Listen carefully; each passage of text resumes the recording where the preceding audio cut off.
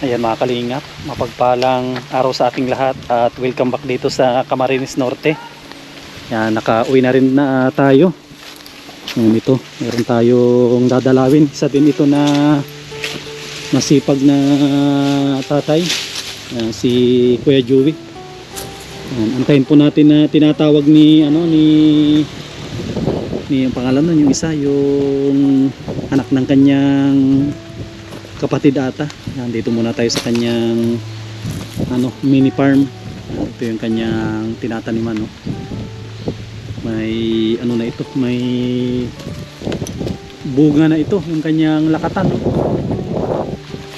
Makalinga po, may bunga na yung kanyang mga tanim na saging at ang tataba. Grabe yung tataba ng kanyang mga saging, no? Halo-halo po ito, may lakatan, may saba, tapos may tundan pa siguro dito. May mga pinya din na tanim at isa din ito na agaw pansin po sa atin,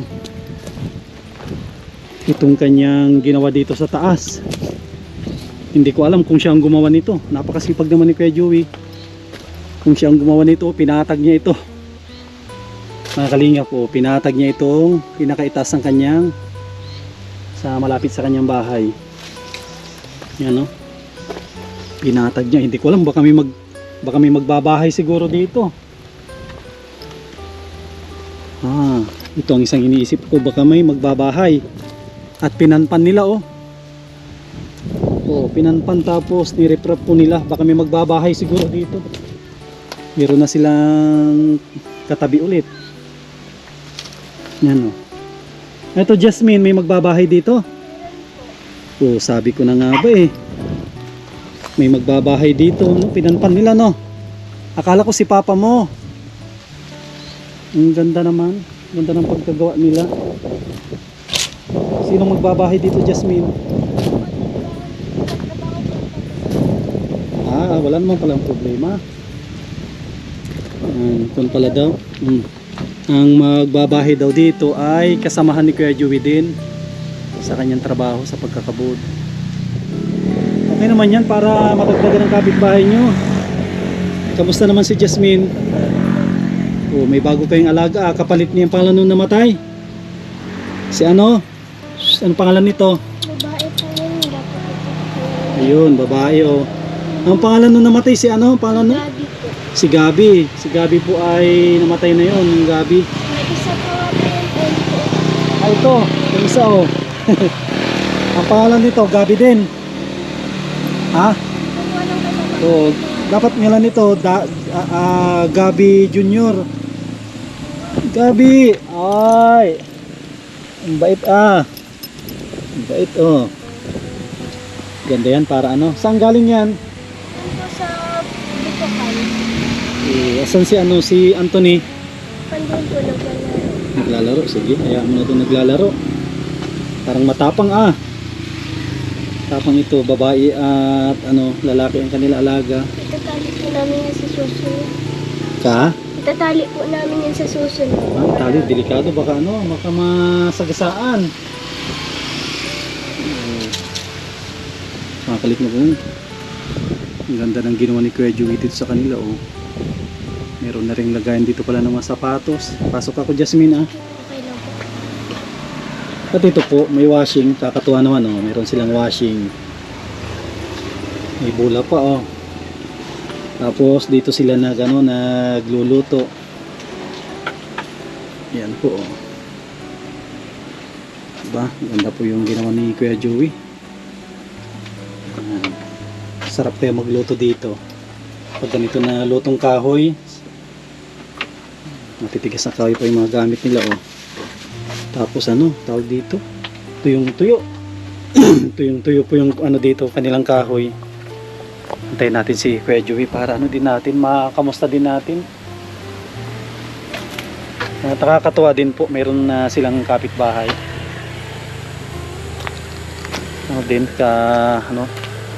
Katrabaho din niya. Yung mga tanim pala dito sambong. Ito, napakahirap hanapin po nito ngayon. Itong sambong, ang daming kontuit ang gamit. Pwede yan sa ano mga tao dito, yung sa lamig-lamig sa katawan. Ano. Dito na si ano, dito na si Kuya Joey. Nakating na si Kuya Joey. Yan po. Galing na naman sa pagkakabod nito. Napakasipag na tatay.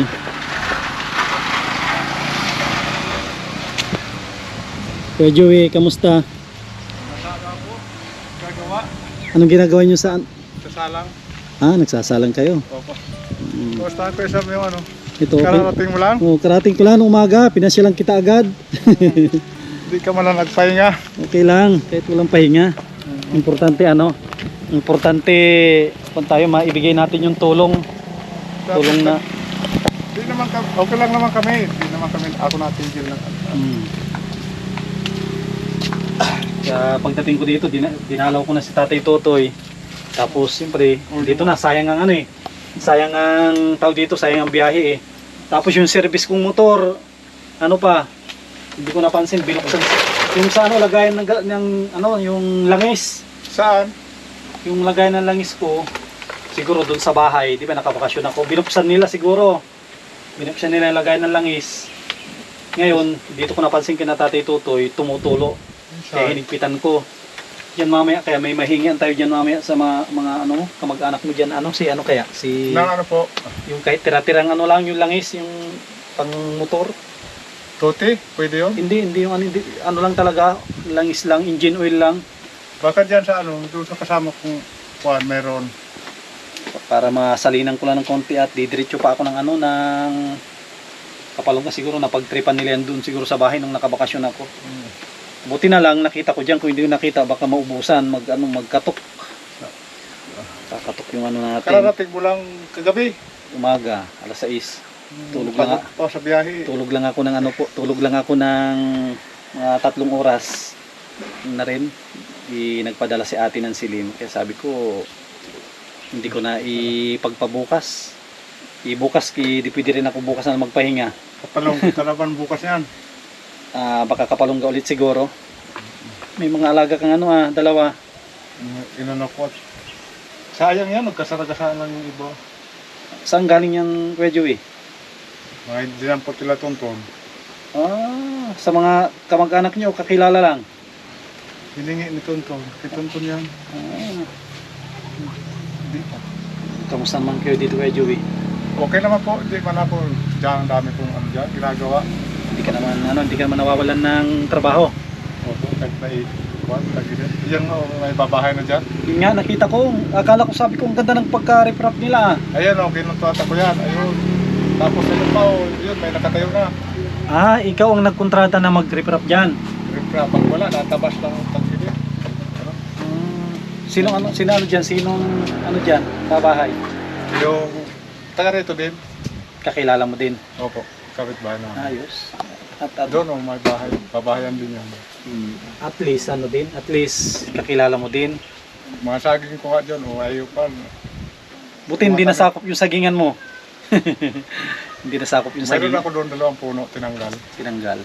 Ang gaganda ng saging mo dito. Ayun o, may bunga na. Kahit tag-araw Yung nakatan ko, may bunga na rin isa. yun nga yung nakita ko kanina. Kahit ano pala ito, kahit tag-araw, ganyan pa yung ano niya, maganda ang ano niya, tubo niya.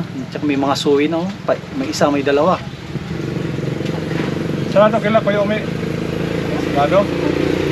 Kila Manay, nagpuha ka lang sa spring doon, mamaya ko lang ako. Hindi na Kuya Joey. Hindi na, huwag na kayo magabala at ano din, busog pa naman kami. Dito may electric pa. Kita Tatay Totoy, may hirap na daw ang tubig. Dito kahit sa amin. Sana kayo nagigib Kuya Joey? Ano na dyan, sa gabi, ano na, Nahibasan na rin. naibasa na rin. Yung sa baboy, Pagpaligo, dyan na lang kami na ano. sa baboy, mayroon pa naman doon. Mayroon pa? Hindi man ata pwedeng magigib doon. Hindi. At parang madumi din ata yun na pang baboy lang. Pang-baboy lang. Lalaki na ng baboy. Kita mo na. Kailan ang dispose nun? Mga ano yun? Mga kalatian ng June. June. Kasi nakita ko yun nung huli, malalaki na rin. Lalaki na ngayon, mga 60 na may hit. 60 kilos ang isa. pakanan. 60 kilos kasi yung kay tatay nung nagpasyam kami, ang isang baboy, ang bilhin namin 11. Ano lang, 60 kilos na yan sa'yo. Mga magkano ang binta na dyan, mga estimate mo pa yun? Mga 60, mga kilo niya siguro, mga 150. Oo, mga ilang abot niya, mga 20 mil lang isa o wala pa naman? Wala pa. Mga 15 mil. Mga 15. 60 kilos yung kinatay dun saan, kasi mga 30 to 40 lang ata yun. Mga ano lang yun, mga 2 buwan. Oo, 2 buwan lang ata yung ano dun. 11 pa, masyadong mahal, no? Mahal. Mahal ang binta dun sa amin, walang magawa. Walang mahanapan ng baboy. Ganda dito sa'yo, maganda pag ganito, tag-init, malamig. Pagbinta ko yung gawin ko ng 3 at pang ano ko dito sa jalaan mo sa bubong. Ano lang? Kasi kita ko Kuya Joey, matigas pa naman yung mga, maganda pa naman yung mga mo. Pawid. Yung dito yung kahoy. Kaya pwedeng gayahin mo yung kay Kuya Joey. Na din, ano ko na yan, paglalaanan ko yan. Ang plano mo, yero na rin ito. Isang baboy lang, kasya na dyan. Kasi alam ko na yung mga kalingap, si Ate Nancy Lim, tinulungan niya si Tatay Tutoy. Magkano yung nagastos namin doon? Sa mga 7,000 ata, di ba nagtulong ka din ata doon? Mga 7,000. Oo, Puro lang 7,000 po yung nagastos doon. Nagtulong din nagtulong ka doon nagkabit na. Mas maliit kahit man ito doon, baba na naman. Siguro pang dito mga 6 mil. Pag ano sa baboy, pag ako ang pag-alaga, kaya ko na. Di patulong ka din kay Tatay Tutoy pag Ma-extend ako doon. pag mag-sting isabay mo na rin. Naghanap nga ako ng nyog na mabibili pa ng isang kakana ko doon sa Yung matitigas. Di ba saan to galing? Dito rin ata galing to, di ba? Pinasan nyo ito. Opo. Matitigas ito, di ba? Matitigas. Yan. Ako nagpili niya Oo. naman. Ito matitigas. Mas matitigas ito kaysa yung nakakabit kay Tatay Tutoy. Kita ko Dito kasi yan atras ko yan doon tapos ako doon ng mag-extend ka ng parang kwarto. Ganito din naluwagan ko lang dito. Yung dingding niya. Ayos, pwede yan. Pag ginatras mo doon, pwede mong hatiin sa gitna. Opo. Di ba iatras mo doon? Pwede mong lagyan ng tag-isang pinto. Mga ako dyan. Pag nakaluwag-luwag at isa ngayon pa. Pinag-iipunan mo yung Pinag-iipunan. pagbabalik nila ng Anthony, babalik ng school. Kailan balikan ng school nyo? Diyan po. Lapit na. June 8. So, i-enjoy nyo muna yung enjoy nyo muna isang buwan. Yung muna kayo pinag-ano ko muna yun, yung mga gamit nila, yung Mga bag, uniform na yun. bag, uniform, tapos mga notebook, Mga notebook lang. sapatos, meron pa naman silang mga sapatos. Di kayo Nagmano na sila. Si Tonton. Mag-quiz ka na, Biri ko dyan si Tonton na, ang taas ng grade sa ata yan. Naka-medalya ata. Kamedal yan. Oh, very good very good si Tonton. Tapos si ate mo, high school na. High school na yan. High school na sa larap na. Opo. Hindi sa mismong sa Panganiban na Dito lang sa sa larap. Oh, meron na. Mga kalim, may high school na si Kuya Joey. Nung nakilala ko, pa lang ata, grade 4 yan si grade 3. 4. Ay, pag grade 4. Pag grade 4, kilala ko. Tonton na yan, nasa grade 2. Ngayon, anong grade ka na, Anthony? Grade 5 po. Grade 5. 2 taon pa. Na rin, 2 na ang Kuya Joey. Bilis na lumaki Dati nung po nito, lit pa ni Anthony. Kasi Kuya Toto, nagkakabot din. Wala, mahina daw ang kita. Nagpapakahirap daw isang araw. Halos wala daw 200. Isa yung Kuya Joey, magkano naman dyan ang din, napaparte nyo sa Mababot man din, 500 na higit. sa isang araw. Sa isang araw. Minsan, hindi mo kami napasok. At pinuputokan namin yun. Pag wala kami nakuhang putok. At ang tigas. Hindi pala basta-basta din ang pagkakabod, no? Kamay ko. Nang maso. Talaga din, no? Nagkakalyo. Maso, pinuputokan namin yun. Kaso mahirap pagkat ng putok ngayon. At illegal yan. Oo, illegal lang Hindi ka makabili ng parang gagamitin. Sa susunod siguro, tsaka ako pasyalan na lang yung baboy. Ibigay ko pala yung yung pinabibigay ni dito ni Ate Nancy Lim. Yun siya yung pinapabigay na ito, na pandagdag dito sa inyo, pang budget. Pang ko na lang yan sa mga bata. Uniform. Pang uniform na lang. Oo, ito, makabili niya siguro ng uniform ito. Sobra-sobra na yan. Papigay sa atin ng silim ng 3,000. Tanggapin mo Kuya Joey. Ay, maraming salamat po. Ate Nancy Lynn. Sponsor din ni Kuya Joey yan sa, Bibili ko na sa baboy, no? Opo. Oo. Ano ko lang to sa mga bata. Tatlo yan. Si ano yung pangalan? Ang pangalan mo? Si? Edsel. Oh, si Edsel. Ano na? Si Edsel, anong grade, anong kun ka na? Grade 8 na po yan. Grade 8. Oh, grade 8. Ano yan? Second year, third year. Second year yata. Second year ba yun? Second year. Second year na. So, imagine po ninyo. Si Kuya Joey, napakasipag. Tatlo yung kanyang pinapaaral. At ito, masipag. Nabigla ako sa inyo, hindi man lang ako kapaganda ng Okay lang. Maganda yung ano, Nagawa yung pa lang kami. maganda yung ganito na bisita, yung bigla-biglaan. Biglaan talaga na nakikita mo na ano, yung sitwasyon dito. Kita natin. Maghapon ako dito, sige ang gamas ko dyan, hindi ako nag-ano kahapon. Tsaka ano, parang bago lang yung ano yung pag-reprap dyan. Bagong-bago pa lang eh. Nakarangling pa lang yan. Bago, tsaka ano, ang ganda ng pagkadali. Ang ganda ng pagkadali. Pagkatapos ko mag-reprap, tabas ako doon sa, sa basina ko doon. Sa ano lang, tuloy-tuloy lang Kuya Joey, ganyan talaga ang tatay ay. Hindi tayo pwedeng magpabaya, lalo na pag meron tayong tulad ako, meron na akong college. Hindi ko na alam kung paano ko na ano, paano ko na i-manage yung time ko para ano din, makadiskarte tayo. Meron tayong kitain.